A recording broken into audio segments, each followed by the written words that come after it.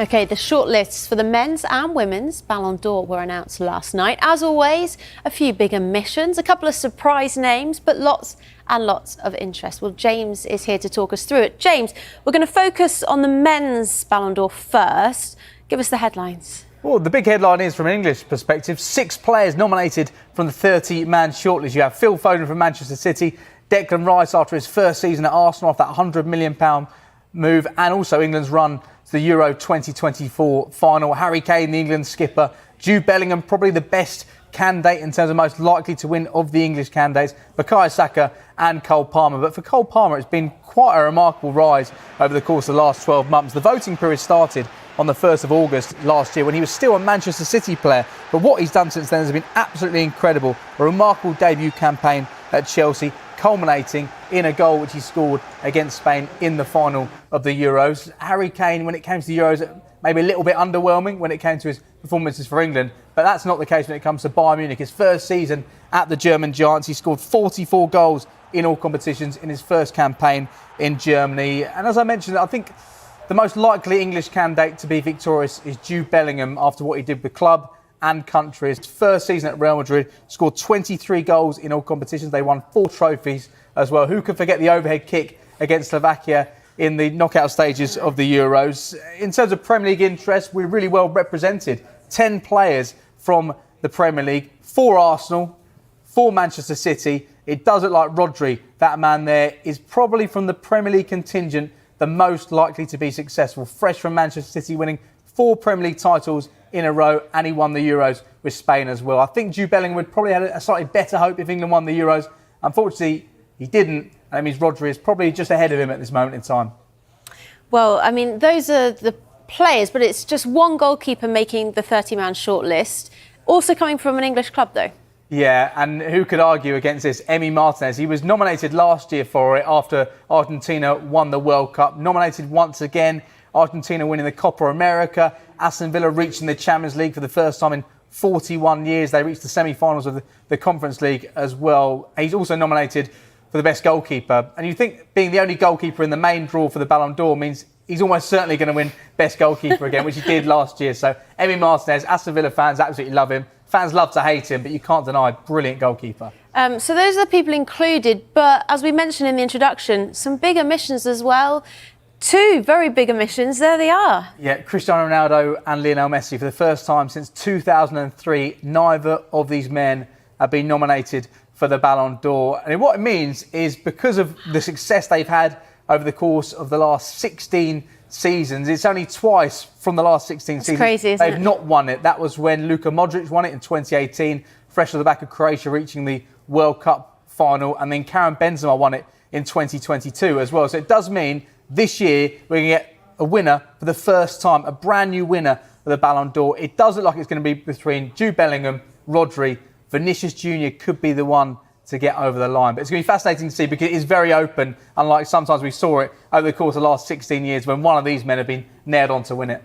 OK, let's turn our attention to the women's Ballon d'Or then. Can you run us through the nominees? Yeah, so the voting period started on the 1st of August last year, so that means we include what happened at the Women's World Cup. England reaching the final, just being edged out by Spain in that final. So we've got 3 contenders here from an English perspective. Lucy Bronze, who won the Champions League with Barcelona as well last summer before joining Chelsea. Lauren James at Chelsea, fresh from winning 5 straight WSL titles with them in Emma Hayes' final season in charge. And Lauren Hemp as well. So 3 English contenders, though you think a Spanish player may get their hands on it after winning the World Cup in August. So that's the end of October, when we'll find out. End of October in Paris. But we want to hear what you think. Can you get involved? Give us your top 3 for this year's competition. Men, women, or both. Use the hashtag GMSF on X. Salah, of course, was an absolute star in that 3-0 victory against Manchester United at Old Trafford, which is already people questioning Ten Hag's future. Time to find that one, Derek, of course, regarding that quote about Harry Potter. Erik's our man. New United Chiefs, Sperada and Ashford back Ten Hag. Getting backed in the morning. It is the wonderful vote of confidence, which actually came before the Liverpool game. Do we still believe in Erik? Absolutely. We think Erik is the right coach for us, and we're fully backing him. Would you be on the same page as those Manchester United executives, Macca? Well, I think it's very ominous for Erik ten Hag, isn't it? I think we all agree that. We've spoken about this before. The fact that they went to a number of managers who didn't seem the right choice at the right time. You know, they've changed every single position seemingly within the club, apart from the manager. And then the manager loses 2 out of the first 3. The pressure is ramped right back up. I don't like people just sacking managers willy-nilly. But once a new ownership structure comes in, a new sporting director, a new football director, a new, CEO comes in, and they've changed every position with any clout, and the season started like this, and the same people seem to be moaning, and they had reservations over him at the end of the season for a number of months. They just couldn't find the right manager. I think it's very ominous for Erik ten Hag, I really do. Are you surprised, Maka, of his rhetoric around the game, obviously bringing up the fact that they won more trophies than Liverpool afterwards, once again banging on about those 2 trophy victories in the FA Cup and the Carabao Cup? No, because I think some of the social media sites over here in England have been quite brutal, to be very honest. I don't really like it. I don't like listening to them, just shouting stuff for clickbait. So, and I think some of the journalists have jumped on that bandwagon and have asked some derogatory questions, have asked some arrogant questions when they don't know the full story of what happens inside the building and what's happening with injuries, etc., and new signings coming in. I agree that they should ask probing questions. I agree that they should ask questions that make him a bit prickly. Without a doubt, that's his job and he has to answer them. But I think he was fighting his corner and he came out particularly to one journalist who was asking questions, and that's why he gave that answer. And I've got no problem with that. I've got no problem with him sticking up for himself and sticking up for his team. But, as we know, certainly in England, I think it's sometimes it goes beyond the scope, really, of what you can get away with in press conferences and on social media. We learned on Monday that's Craig's best friend, that journalist, Maka, so be careful. It's not my best friend. As you well know, I don't have any friends. Just acquaintances. And sometimes drinking partners that take me to bad Whether they like it or not. That take me to bad places. Oh, yeah. And then leave me with Stevie to get home in an Uber. That's a different story. Why am I always get left with him and to get home in an Uber? Well, because you live closer with each other, don't you? Why are executives all making statements? Well, they're asked a question. Well, do you support Ten Hag? What else is he going to say? Why are they getting asked questions, or why are they putting themselves in position? Right. I mean, Ten Hag has to answer questions. He's got media duties, before the game, after the game. Then he has to go to press conferences. You don't have to, as an executive, put your head above the parapet all the time, particularly when it's such a powder keg situation as it has been at Old Trafford. And you haven't started the season particularly well. You had one win against Fulham that was far from convincing, but it wasn't a disaster.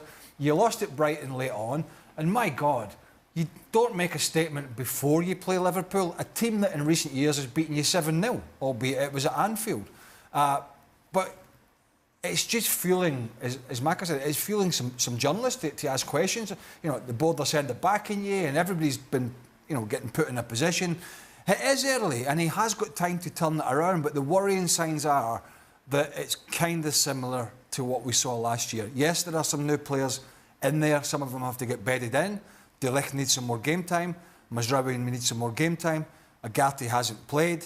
Zirkzee's had some 1 or 2 games, looked okay, missed a couple of chances. I didn't think he looked great on the ball, to be honest, with his hold-up play. But worryingly, some of the signs of the Man United of last year are still there, particularly the huge problems that they're having in the middle of the park. And signing one player in Agati is not just going to solve all of that. Oh, Agati's in, Casemiro's probably going to have limited game time because his legs are gone, he's short of confidence, blah, blah, blah. All our ills are solved. It's not as easy as that. There's a way more... it's just, you've got Agati, a young Kobe Mainu, and then where else are you going? Bruno Fernandes dropping in there. I mean, you look at Liverpool's midfield, it was quality. Yes, Gravenberch has taken time and it still is very early, but he's shown signs of why Liverpool signed him. McAllister is a quality footballer and Szoboszlai is a Rolls Royce in there. You look at that compared to United's midfield, even with the new signing, it's chalk and cheese. And that's where games are dominated. The trouble is, Manchester United are still one of the biggest, if not the biggest, club in English football. And you have this kind of desperation that you've seen over the last 2 years. And to Macca's point around Ten Hag, I think people are right to question Ten Hag, even as aggressively as they absolutely have. Now, last season, kind of given the season they had before and then the injuries, maybe you could make the excuse for giving him a pass, and the FA Cup adds to that. But then everything that's happened since, I don't think has done Ten Hag any favours. United looking for a new manager and then deciding we're going to stick with Ten Hag. They had a very decent transfer window. Not only Ugarte, they brought in Euro, okay, he gets injured. De Ligt, Mazraoui, Xerxes. It felt like Ten Hag was bringing in the players to address their issues. Yet what we've seen, certainly in the game against Liverpool, is more of the same. And now after enduring 12 months of Ten Hag being pretty consistent with his excuses, now he's trying to find something new to say. Because I don't think you can hide behind those excuses, given the transfer window, given that you've been backed. So now he's relying on, well, a 1-2 trophies, because he can't keep selling that same story that he did last year. And as I've been saying for quite a few months, I just don't see how this does anybody any long-term good. It's quite simple. The only thing that, no matter what Omar Barada says or Dan Ashworth or anything, the only thing that buys him enough time is results. Mm-hmm. If somehow they were to come off the international break and lose the next 2 or 3 league games, I think it's unquestionable that the United board are going to have to make a very early season decision. Unquestionable. So he has to, and he hasn't got the strongest opponents to play against, but he just has to get results to stave off this constant questioning that he's getting. And if he doesn't get results, he's the manager of Manchester United. And if they do somehow, and I don't think they will, but if he was to lose the next 2 or 3 games and they were sitting almost near the foot of the table with what they've spent and who they are, I think his position is going to quickly become untenable. Macca, we obviously saw Casemiro grab the headlines for all the wrong reasons after the first half performance that he put in. There's suggestions that they're trying to get him a move to Turkey, to Galatasaray. He's saying he will fight that. What's interesting is that Ugarte, of course, coming in, but what happens if he doesn't work, or what happens if he gets injured? That leaves Manchester United really down, doesn't it, to the bare bones? And I know Casemiro, we discussed it a lot, isn't the player that he was, obviously, a few years ago, but that leaves him incredibly vulnerable, doesn't it, in midfield, if he does go to Turkey? Yeah, and everybody's expecting Ugarte to come in and be the saviour, this person who's, of course, he's only had a year at PSG, and anybody who watched PSG last year, certainly in the midfield area, will see that nobody, probably Vitinha was the only one who stood out. You know, even Fabian Ruiz, who had a lovely time in the Euros, who was amazing, didn't play well for PSG. So Ugarte coming in relatively cheap and leaving a year later for £50 million. As Craig said, who says he's going to come in there and be amazing? The main thing is that United need to have a plan of how to play, don't they? Anybody who watches United and has done for a number of years still, to this day, don't know how they play. Are they going to play out from the back? Are they going to, play through the pitch? Are they going to get it wide? Are they going to, be like Alex Ferguson's old team and have 2 wingers and 2 centre forwards? Nobody knows. It just seems to be get 11 players on the pitch and let's hope we get a result.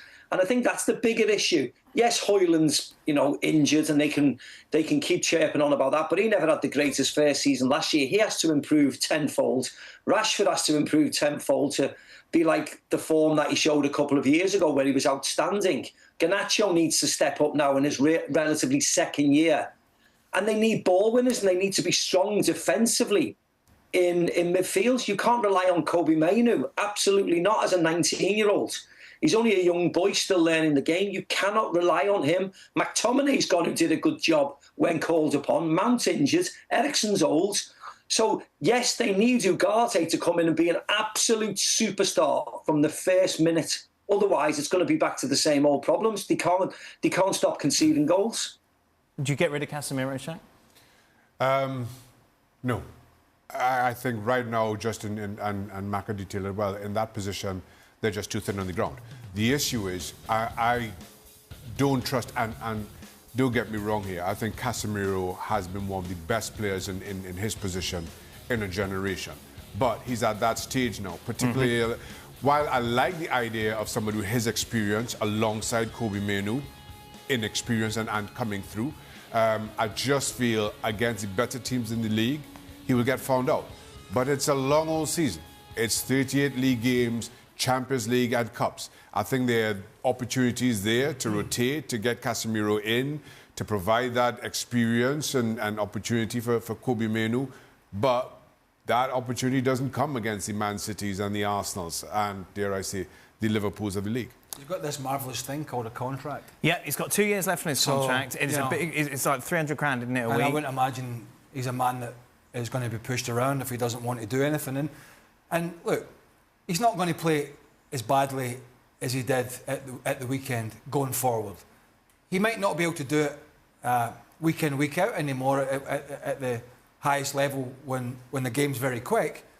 But as Shaq said, they're so thin on the ground. McTominay's at Napoli. They haven't got any. They're bringing a youngster in Collier, young boy. You know, so they haven't. It's a long old season for them. You know, they've got a lot of football to play.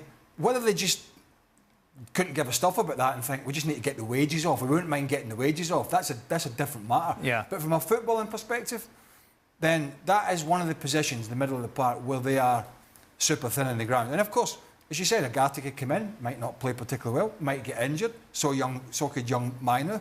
What the hell were they going to do in the middle of the park? So I think they have to be careful in this scenario. They signed him in this long contract, and they may have to suck up the wages, even if he doesn't play every week from the start, particularly in the league. You going to be all right tonight? What do you mean? Going to sleep tonight, you okay? With Scotland against Poland in the Nations League tomorrow. Will you be able to get... It's like Christmas Eve. No, what you got, that's when I'm going to be sleeping. Because I'm telling you now, there's not a hope in hell I'm going to watch that. We will be discussing that game on the next edition of ESPN FC. Casemiro transfer rumour to Man United shut down after medical exam for midfielder deal.